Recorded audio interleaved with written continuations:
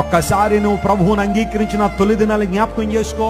ఎంత మంచి మనసుతో దేవుని సేవించావు, మోకాళ్ళేసి గంటల సమయం ప్రార్థన చేశావు, మాదిరికరమైన జీవితం కోసం ప్రాకులాడా, లేఖనాలను పటిష్టమైన రీతిలో చదవాలని, పరిశోధనాత్మకంగా చదవాలని, దేవుని వాక్యాన్ని చక్కగా క్షుణ్ణంగా చదివేవాడు. ప్రతి ఆదివారం దేవుని మందిరానికి వస్తూ నీతో పాటు 10 మందిని నడిపిస్తూ దేవుని రాజ్య విస్తరణలో వాడబడ్డావు. కానీ రాను నీలో ఆసక్తి అంతా ఏమైపోయింది? తగ్గిపోయింది. కారణం ఏంటో తెలుసా? నీకు వేరే విషయాల మీద ఏం పెరిగిపోయింది? ఆసక్తి పెరిగిపోతుంది. లోక సంబంధమైన విషయాల మీద ఆసక్తి పెంచుకున్నావు, దేవుని వాక్య విరుద్ధమైన అంశాల మీద ఆసక్తి పెంచుకున్నావు. కాబట్టి నిజమైన దేవుని పట్ల తీవ్రత నీలో కనబడటం లేదు. దేవుని సేవించాలని ఆశపడితే, దేవుని సేవించే వ్యక్తిగా నువ్వు ఉండాలని కోరితే నీలో ఏముండాలన్నమాట?